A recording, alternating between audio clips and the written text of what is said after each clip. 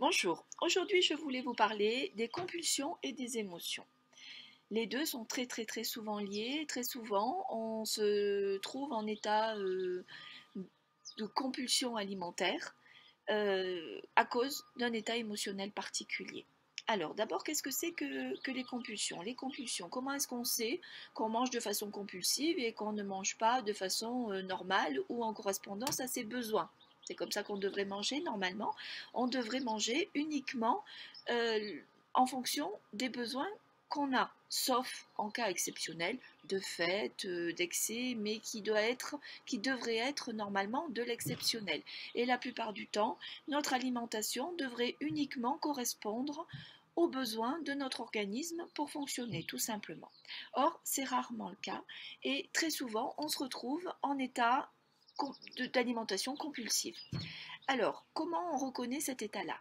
Le fait de manger de façon compulsive, ça peut être d'avoir des grignotages. En tout cas, c'est toujours un état dans lequel on va se sentir incapable de s'empêcher de manger, alors qu'on n'a pas vraiment faim, on n'a pas besoin de manger physiologiquement, mais on a vraiment une sensation euh, d'envie très forte, irrépressible de manger, et c'est très souvent vers certaines catégories d'aliments qui sont forcément des aliments qui ne vont pas nous faire du bien, des aliments qui vont être un peu plus difficiles à digérer, qu'on va regretter parce que ça va être des aliments qu'on sait pas très bons pour la santé, qui vont souvent générer des prises de poids ou des écœurements, des lourdeurs digestives. Alors ça va être surtout des aliments gras et sucrés, ou très gras, ou très sucrés, ou souvent les deux. Ça va être des plus grosses quantités qu'on ne devrait être capable d'avaler.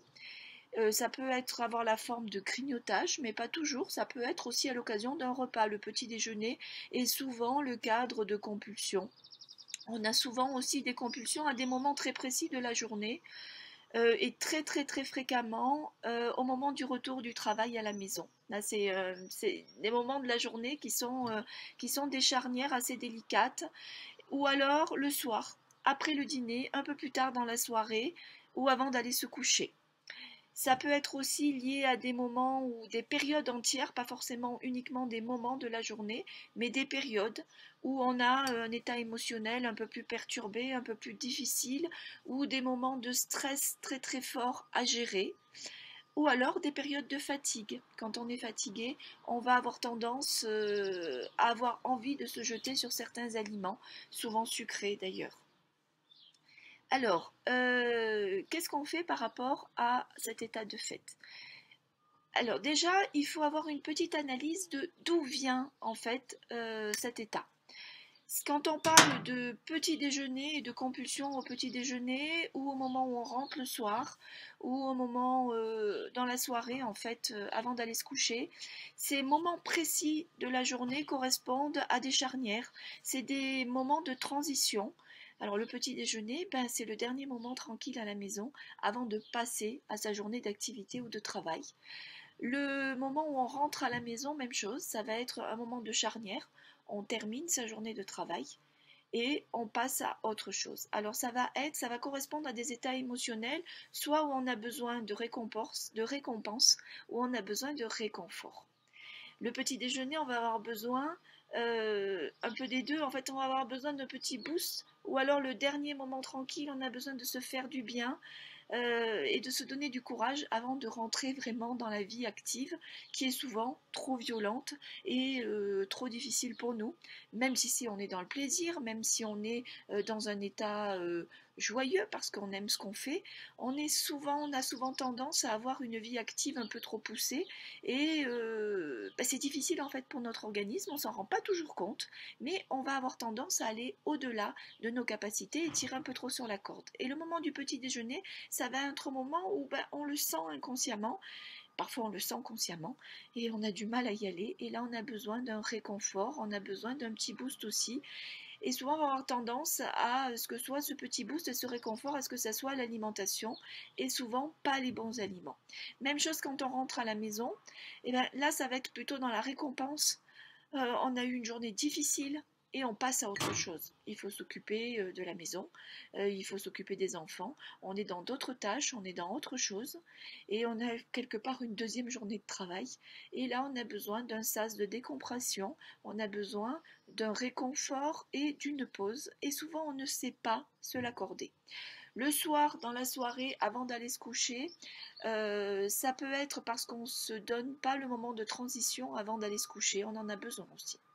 Il faut savoir que chaque fois qu'on change d'activité ou qu'on embraye sur une nouvelle activité, sur un changement de rythme, on a besoin de s'y préparer. Ça peut être une pause, ça peut être une préparation. Le petit déjeuner, c'est un moment où on doit se préparer à passer à l'action.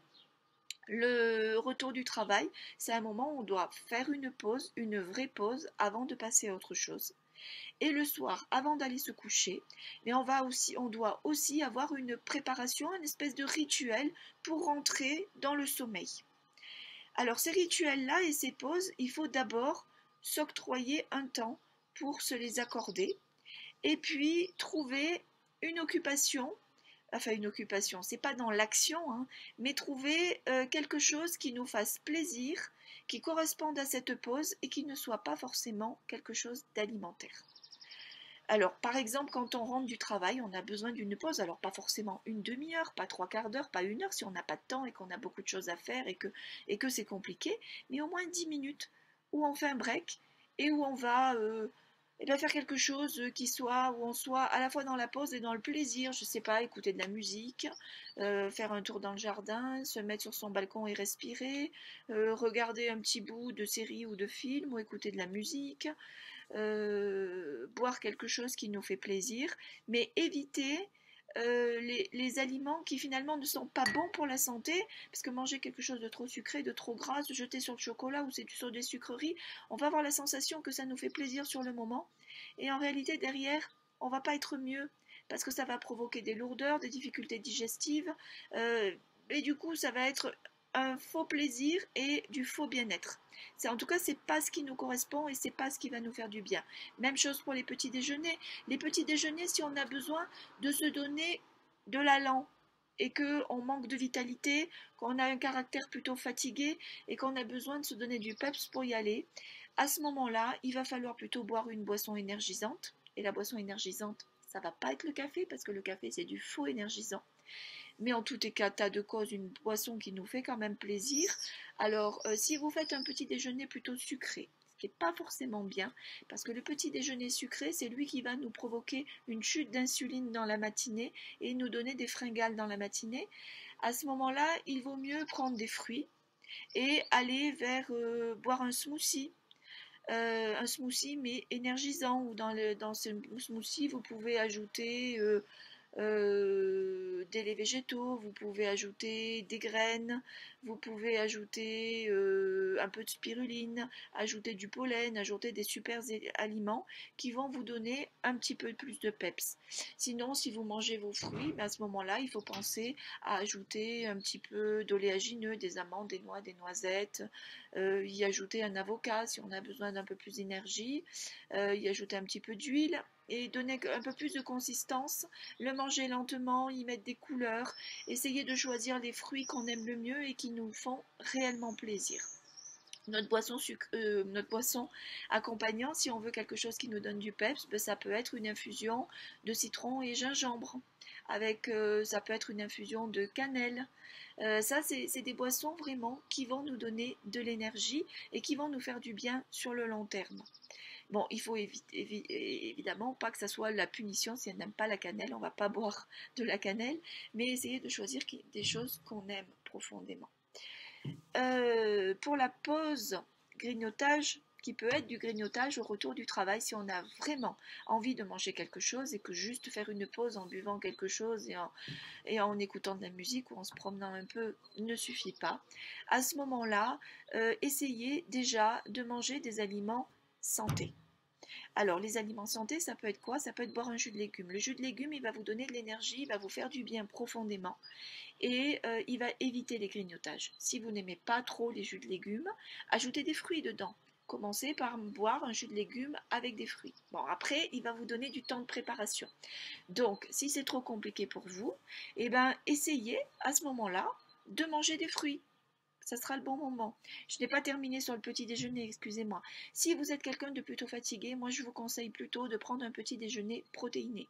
À ce moment-là, mangez un œuf, mangez un petit peu de légumes avec, évitez tout ce qui est sucré, pas de pain, pas de céréales, surtout pas. C'est ça qui va vraiment provoquer la chute d'insuline dans la matinée et vous pousser à avoir des grignotages et pas du tout régler votre problème de fatigue. Plutôt des choses à base de protéines, un petit peu de jambon, du saumon fumé, des œufs, et avec plutôt des crackers à base d'oléagineux et pas de farine. Et à ce moment-là, vous aurez vraiment un petit déjeuner énergisant.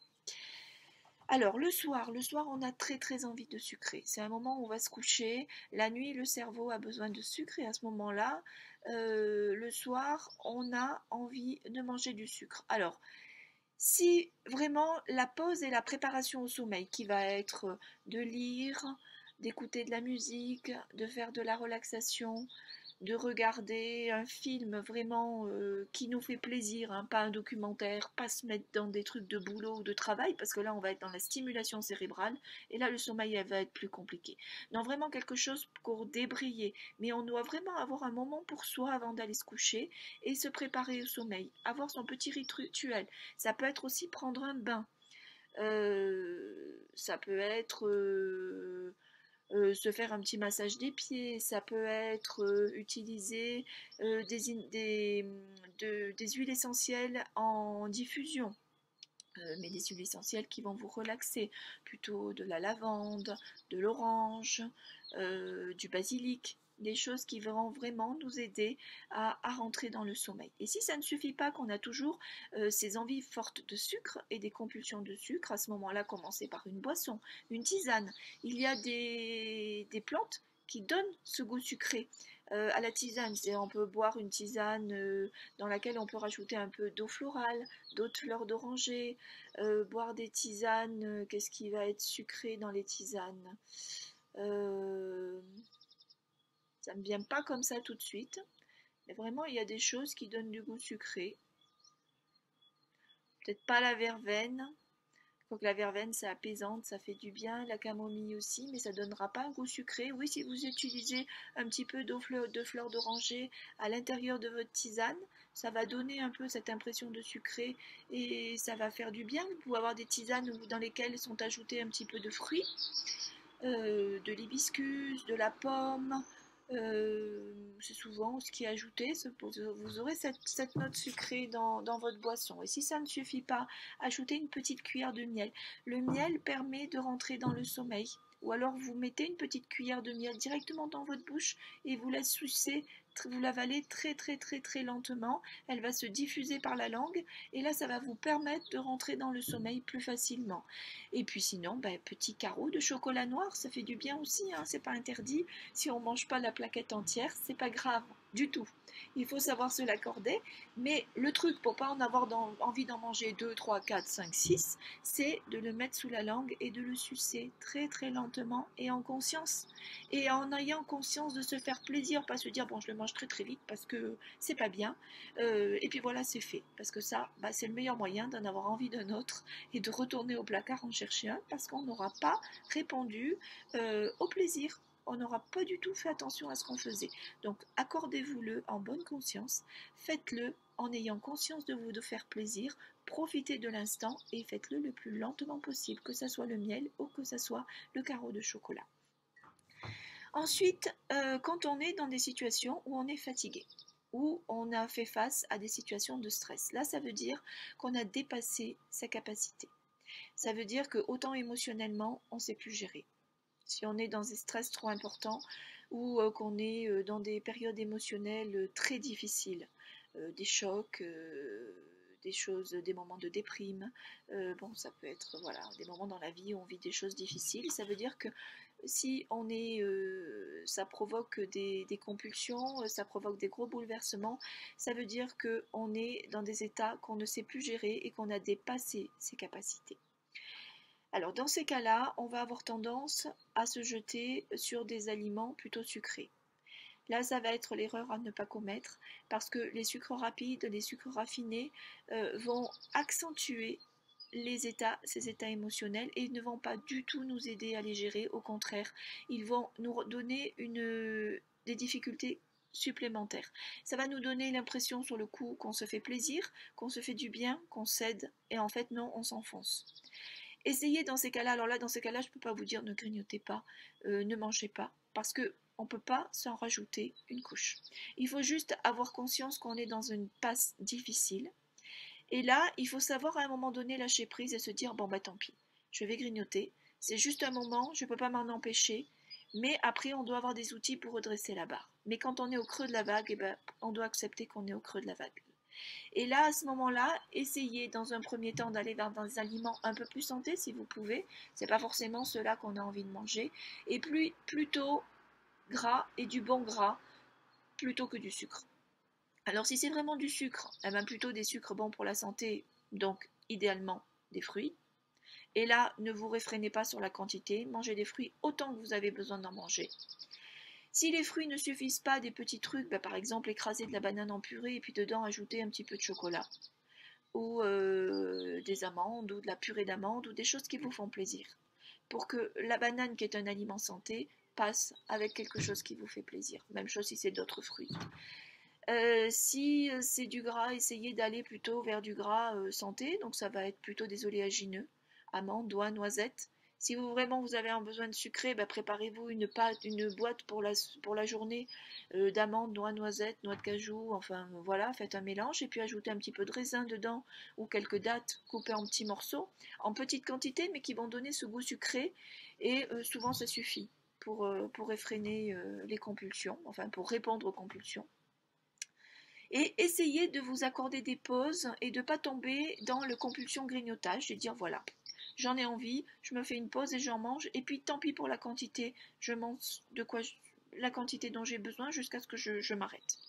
Ensuite, il faut avoir des outils une fois qu'on a passé ces phases-là. C'est-à-dire que se dire voilà, ben, je m'accorde quelques jours parce que vraiment c'est trop difficile, mais après il faut que j'en sorte. Parfois, il faut se faire accompagner émotionnellement, hein. Il ne faut pas hésiter à se faire accompagner dans ces phases-là. Et puis derrière, pour en sortir, la meilleure des façons d'en sortir, bah, c'est le jeûne. Si on arrive à faire une journée de jeûne, une demi-journée de jeûne, 2 journées de jeûne, bah derrière c'est fini, la période est effacée. Et si le jeûne est trop compliqué pour vous, bah ça peut être des journées de monodiète. Vous choisissez un fruit et vous mangez que ce fruit-là pendant une journée ou pendant 2 jours. Ou alors ça peut être une cure de jus. Vous faites des jus de légumes, jus avec légumes avec un peu de fruits, et vous buvez au moment des repas un grand verre de jus, et vous faites ça pendant une journée ou pendant 2 jours. Et derrière, normalement, les problèmes de compulsion sont terminés. Voilà, je crois que je vous ai donné en gros tous les petits trucs et astuces que je pouvais vous donner. Si vous avez envie d'aller plus loin, mais n'hésitez pas à me contacter ou à contacter un thérapeute au niveau émotionnel. Mais surtout, il ne faut pas hésiter à se faire aider si c'est trop difficile et ne pas rester dans cet état-là si vraiment c'est installé.